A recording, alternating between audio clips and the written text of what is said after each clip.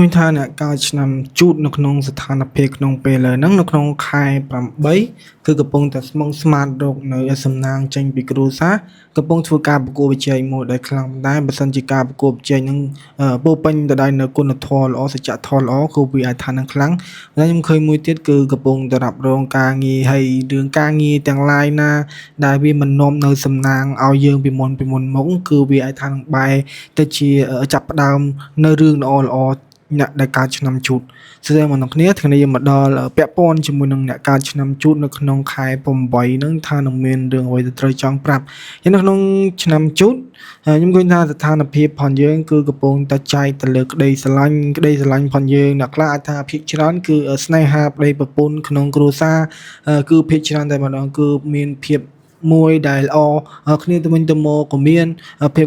កងើយកន្តើយទិញទូចទៅវិញគ្នាទៅវិញទៅមកក៏មានហើយអ្នកខ្លះទៀតអ្នកដែលកើតឆ្នាំជូតគឺកំពុងតែសម្លឹងរកនៅផលប្រយោជន៍ទៅលើគ្រួសាររឿងខ្វះទៅលើក្តីស្រឡាញ់រឿងខ្វះទៅលើភាពជាអ្នកដែលធ្វើការប្រកួតប្រជែងខ្លាំងយ៉ាងណាប៉ុន្តែវាទាមទារឲ្យយើងនឹងបន្តអត់ធ្មត់បន្តិចលទ្ធផលយ៉ាងក្រោយព្រោះអីបើសិនជាយើងមិនមានភាពអត់ធ្មត់ទេវាអាចថានឹងនាំនៅបញ្ហាសម្រាប់យើងថាបាននៅបញ្ហាទៅលើក្នុងគ្រួសារនៅក្នុងផ្លូវចិត្តផងយើងនាំនៅបញ្ហាការឆ្លោះទាស់ទែងគ្នាក៏អាចកើតហេតុថាបានដែរ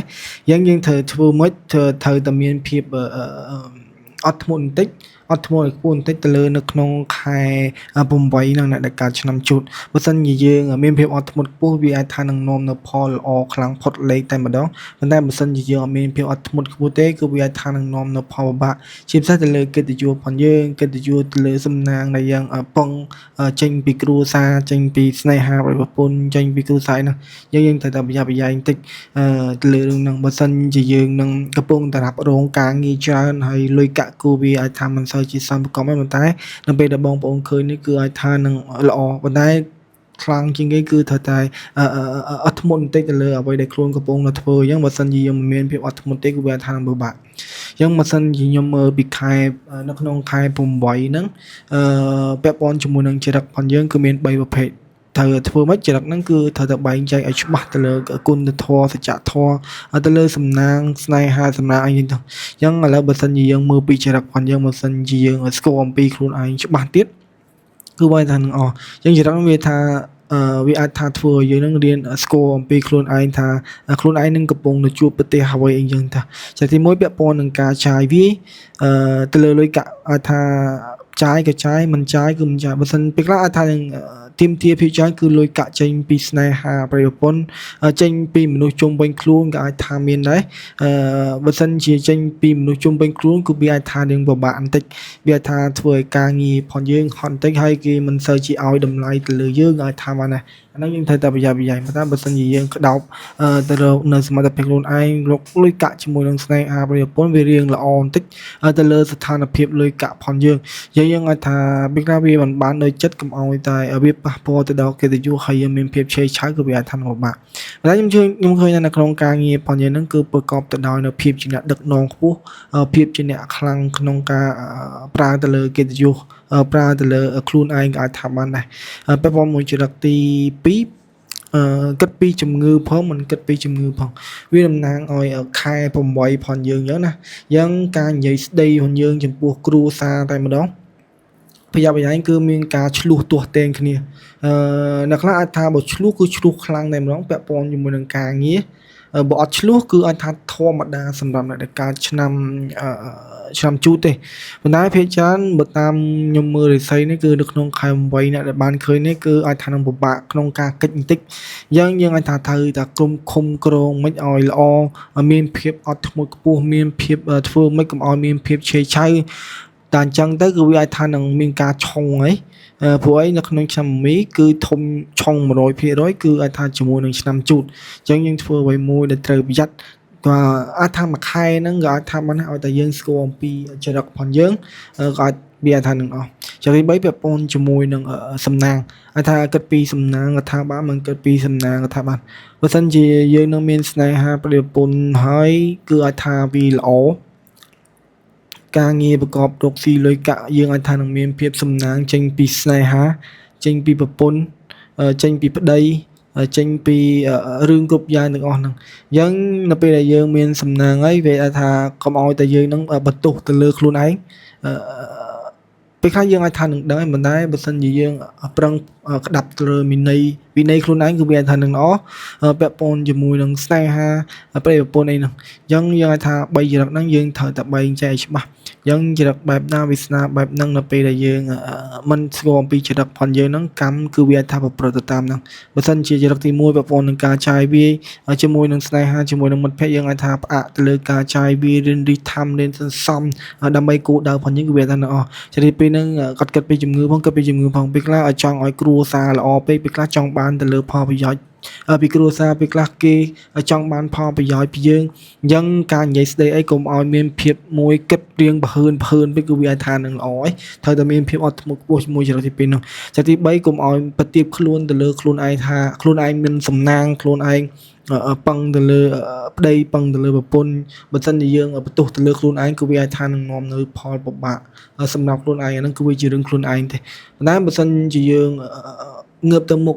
ផ្ដោតទៅលើបបិសាខ្លួនឯងខ្ញុំជឿថា100%គឺមានភាពមើងម៉ាត់ច្បាស់លាស់តែម្ដងមួយជាទឹកទី3នោះព្រោះនៅពេលដែលយើង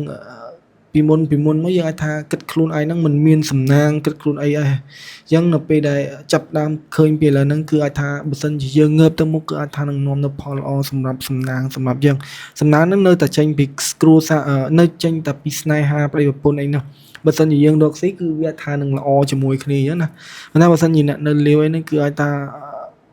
ស្នេហាមិត្តភក្តិហ្នឹងគឺវាថានឹងល្អដូចគ្នាទេវាមិនជាបញ្ហាអីទេ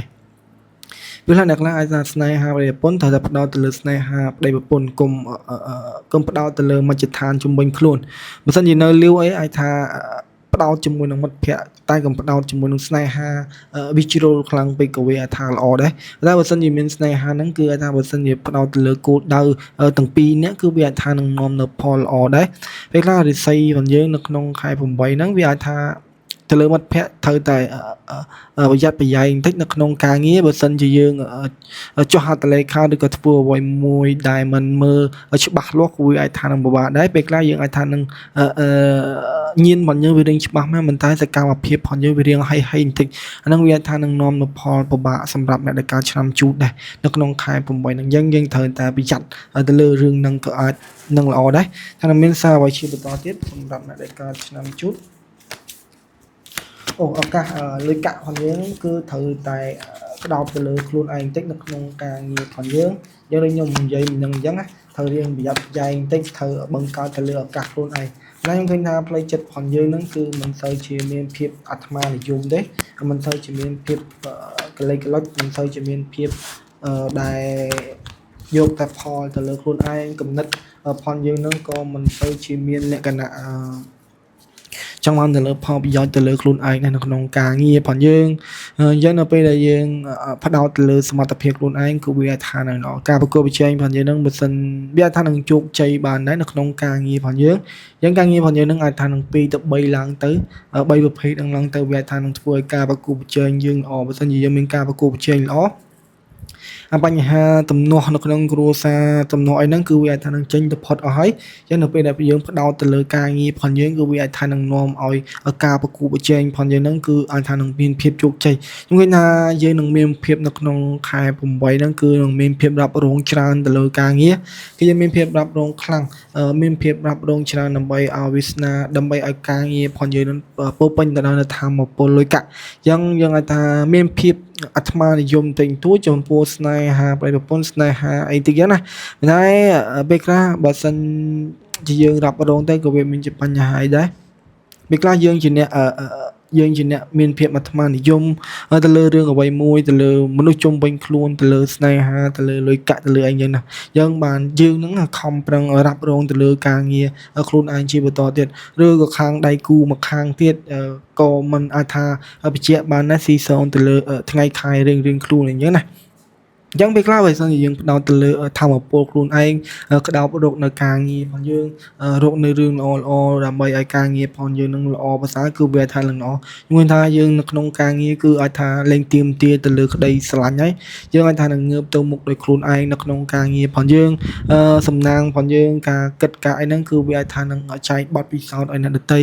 ការនិយាយស្ដីអីគឺយើងអាចថានឹងល្អដែរអញ្ចឹងនៅពេលដែលយើងនិយាយស្ដីទៅគឺមានគេគឺមានគេល្អមានគេគិត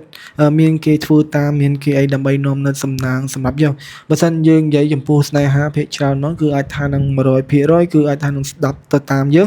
ងអាចថានឹងពោពេញទៅដោយមនុស្សមួយដែលពោពេញទៅដោយនៅល្បិចកលល្អផងល្បិចកលអាក្រក់ផងតែខ្ញុំជឿថាគ្មាននរណាអាក្រក់រហូតទេអញ្ចឹងល្បិចកលផងយើងហ្នឹងគឺអាចថានឹងល្អប្រសើរសម្រាប់យើងអាចថាបានកិត្តិយសផងយើងហ្នឹងគឺអាចថាលែងសូវទៅនេះលែងសូវទៅនោះលែងសូវឆ្លុះនេះលែងសូវឆ្លុះនោះយើងអាចថាមានតែដាក់គោលដៅ plan ជាមួយនឹងមិត្តភ័ក្តិបើមិនជាមិត្តភ័ក្តិអាចថាមានការធ្វើរឿងរ៉ាវដែលច្បាស់លាស់ខ្លាំងតែម្ដងក៏អាចថាបានដែរភាពសោកសៅភាពអីហ្នឹងគឺវាអាចថានឹងចេញទៅផុតសម្រាប់អ្នកដែលការឆ្នាំជួយក៏ថាបានដែរតែប្រយ័ត្នលទ្ធផលយ៉ាងណាគឺវាធ្វើឲ្យមនុស្សជុំវិញខ្លួនហ្នឹងគឺមានការពេបជ្រាយសម្រាប់យើងតិចគឺដោយសារតែយើងហ្នឹងប្រឹងប្រែងគឺដោយសារតែយើងហ្នឹងប្រឹងផ្ដល់ល្បាតប៉ុន្តែពេលខ្លះនៅពេលដែលយើងសំណាងយើងកុំសូវនិយាយរឿងដែលអាចចាំបាច់ចំពោះអ្នកដតីចំពោះស្នេហានៅពេលខ្លះយើងយកលុយពីពីស្នេហាពីប្រពន្ធគ្រួសារហ្នឹងយកទៅចាយវាយកទៅបន្ទាប់មកមានកំណត់មួយអំនួតប្រាប់ទៅដល់អ្នកដតីអាហ្នឹងគឺ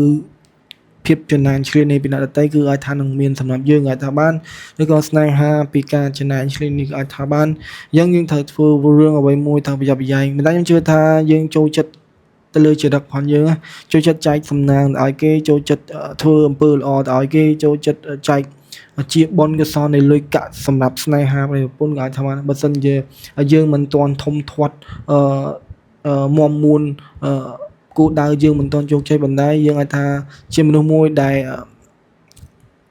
ប្រកាយក្នុងការលះបង់ទៅឲ្យអ្នកដទៃក៏ថាมันពាក់ព័ន្ធជាមួយនឹងស្ថានភាពលុយកាក់ស្នេហាប្រពន្ធនេះយើងអាចថាត្រូវតែខំបន្តទៅវាអាចថានឹងនាំទៅផលល្អសម្រាប់យើងនៅក្នុងខែ1ខែ9ខ្ញុំជឿថាវាអាចថានឹងល្អព្រោះអីវាអស់លេខដែលធ្លាក់ឲ្យពេលខ្លះលេខនៅក្នុងខែ8ធ្លាក់មែនមិនដែរវាអាចថាយោងទៅលើរិស័យបបពិសោធន៍ផងយើងវាអត់ខ្លាំងអីជាងបបពិសោធន៍ផងយើងទេវាអាចថាអញ្ចឹងដែរអញ្ចឹងយើងអាចថាក្តោបទៅលើសកម្មភាពទាំងអស់ហ្នឹងទៅហើយស្មឹងស្មាតរកនៅអ្វីមួយដែលគោលដៅខ្លួនឯងចង់បានគឺវាថានឹងអស់ចឹងនេះជាមិនដឹងអរគុណបងប្អូនដែលបានទស្សនាដល់ការអានការរបស់ខ្ញុំឡើយចំពោះបងប្អូនសុខភាពល្អសំណាងល្អរត់ទៅទូទាយមានបានគ្រប់ពេលគ្រប់ទីកន្លែងជួបគ្នានៅឱកាសក្រោយបាយបាយ